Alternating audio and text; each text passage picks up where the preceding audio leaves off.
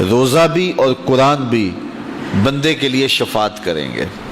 قیامت کا دن ہوگا تو یہ سفارشی بن جائیں گے، باقاعدہ شکل دی جائے گی، صورت دی جائے گی، اور یہ سفارش کریں گے. یقول الصیام، اے رب، روزہ کہے گا، اے میرے رب، انی منعتہ الطعام والشہوات بالنہار فشفینی فیہ. ہے اللہ، میں نے اس بندے کو روکا شہوات سے اور کھانے سے اور پینے سے تیری رضا کے لیے، تو میرے مالک میری شفاعت اس کے حق میں قبول فرما. وَيَقُولُ القرآن، اور قرآن کہے گا، مَنَعْتُهُ النَّوْمَ بِاللَّيْلِ، مالک رات کے سونے سے میں نے اس کو روک دیا. سارا دن روزہ بھی رکھا، کام کاج پہ بھی گیا، روزہ کھولنے کا بعد نڈھال تھا، لیکن عشاء کی نماز ہوئی تو تراویح کے لیے پھر مسجد میں کھڑا تھا. سارا دن بھوک سے کاٹا اور رات ہوئی تو یہ قرآن سننے کے لیے تھا. وَيَقُولُ القرآن مَنَعْتُهُ النَّوْمَ بِاللَّيْلِ، قرآن کہے گا، مالک میں نے رات کی نیند کو روک دیا تیرے لیے. فشفینی فیہ، تو میری شفاعت اس کے حق میں قبول فرما. فیشفعان، رسول کریم فرماتے ہیں اللہ قرآن اور روزے دونوں کی سفارش کو قبول کر کے اس شخص کو جنت عطا فرما دیں. تو آئیے ماہ صیام میں کثرت کے ساتھ قرآن مجید کی تلاوت کریں. تراویح کا جو اہتمام ہوتا ہے اس میں پورا قرآن سننا چاہیے تاکہ قرآن مجید کی سفارش سے فیضیاب ہو سکے قیامت کے دن. تو یہ درمیان میں چھوڑ کے کوئی 8 پہ بھاگ گیا، کوئی 10 پہ بھاگ گیا، کوئی 4 پہ بھاگ گیا، اس کلچر کو ختم کریں اور 20 تراویح جماعت کے ساتھ پڑھیں. پورا قرآن مجید سننے کا موقع نصیب ہو. مسجد کی زیب و زینت ہے، رونق ہے نمازیوں سے، اور جب آدھے نمازی چھوڑ کے بھاگ جائیں تو پھر کیا کیفیت گزرتی ہوگی مسجد پر. تو اس لیے اس پہ غور کریں اور 20 تراویح پڑھ کے اس کی لذت لیں اور پورا قرآن مجید ایک جگہ پہ ہی سماعت کریں. حضرت ابو ہریرہ رضی اللہ تعالیٰ عنہ سے مروی حضور کا یہ فرمان بھی سنیے جو صحیح بخاری مسلم میں ہے، من صام رمضان ایمانا و احتسابا غفر له ما تقدم من ذنبہ. جو محاسبہ نفس کے ساتھ اور ایمان کے ساتھ روزے رکھتا ہے، اللہ تعالیٰ اس کے پچھلے سارے گناہ معاف فرما دیتا، اس کے دامن پہ گناہ کا ایک دھبا بھی باقی نہیں رہتا. یہ کرم نوازیاں ہیں. حضور علیہ السلام ماہ صیام سے قبل خطبہ دیا کرتے تھے صحابہ کو، اور ماہ صیام کا استقبالیہ خطبہ دے کے ان کو ماہ صیام کو کیسے گزارنا ہے اس کی تعلیم دیا کرتے تھے. آج یہ خطبہ جو حضور نے ارشاد فرمایا وہ آپ کے سامنے رکھوں. حضور نے ارشاد فرمایا، لوگو تمہارے اوپر ایک مہینہ جلوہ فراز ہو رہا ہے جو بہت بڑا مہینہ ہے، بڑا عظیم مہینہ ہے، جو مبارک مہینہ ہے. وہ ایسا مہینہ ہے جس کے دامن میں ایک رات ایسی ہے جو 1000 مہینے سے بہتر ہے.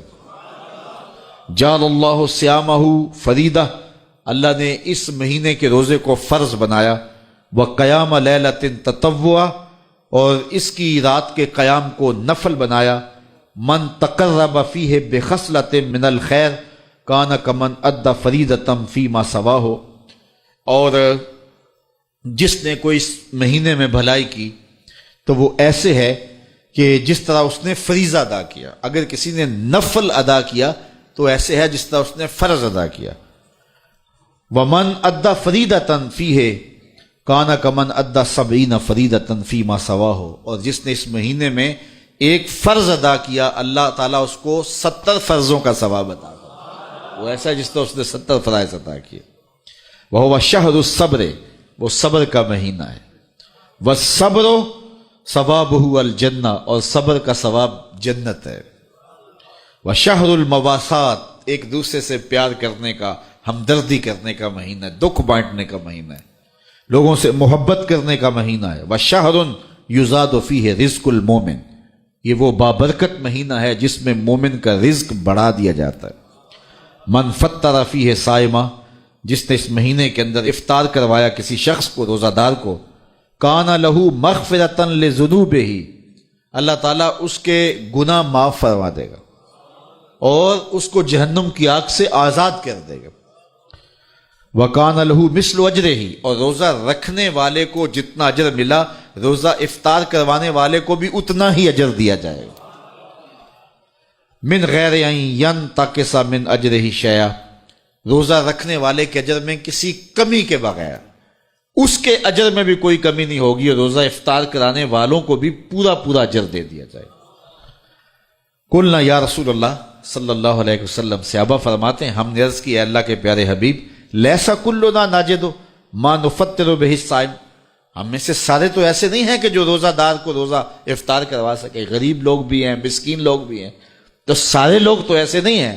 تو حضور نے کیا ارشاد فرمایا، سنیے، فقال رسول اللہ صلی اللہ علیہ وسلم یؤتی اللہ ھذا الثواب، اللہ تعالیٰ یہ روزہ افطار کروانے کا ثواب عطا کرتا ہے، من فطر صائمن، جو کسی کو افطار کروائے، علی مذقۃ لبن، دودھ کے ایک گھونٹ سے، او تمرۃ، یا ایک کھجور سے، او شربۃ من ماء، یا پانی کے ایک گھونٹ سے۔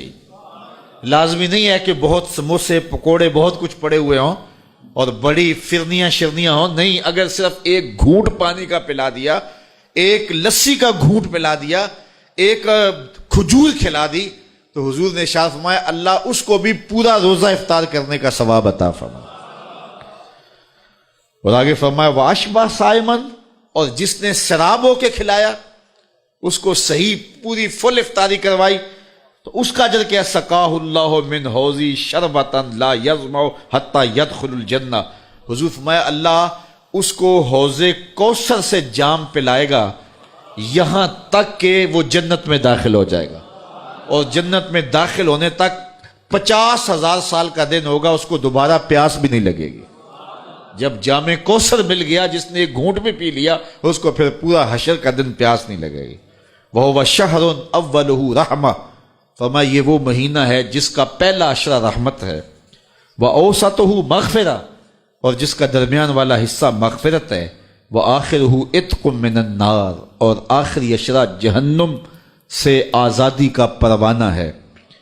اور آگے ارشاد فرمایا وَمَنْ خَفَّفَ عَنْ مَمْلُوكِهِ فِيهِ، جس نے اپنے مزدور کو، اپنے غلام کو، اپنے ملازم کو، اپنے ماتحت کو نرمی کی، اس سے تھوڑا کام لیا، غفر اللہ لہو وآتقہ من النار، اللہ اس کے گناہ بھی بخش دے گا اور اس کو جہنم کی آگ سے آزادی بھی عطا فرمائے۔ تو یہ وہ بابرکت مہینہ ہے جو اللہ کی رحمتوں اور کرم نوازیوں کا نور ہے۔ حضور علیہ الصلوۃ والسلام نے ارشاد فرمایا لکل شیء زکوٰۃ وزکوٰۃ الجسد الصوم، ہر شے کی زکوٰۃ ہوتی ہے، جسم کی زکوٰۃ روزہ ہے۔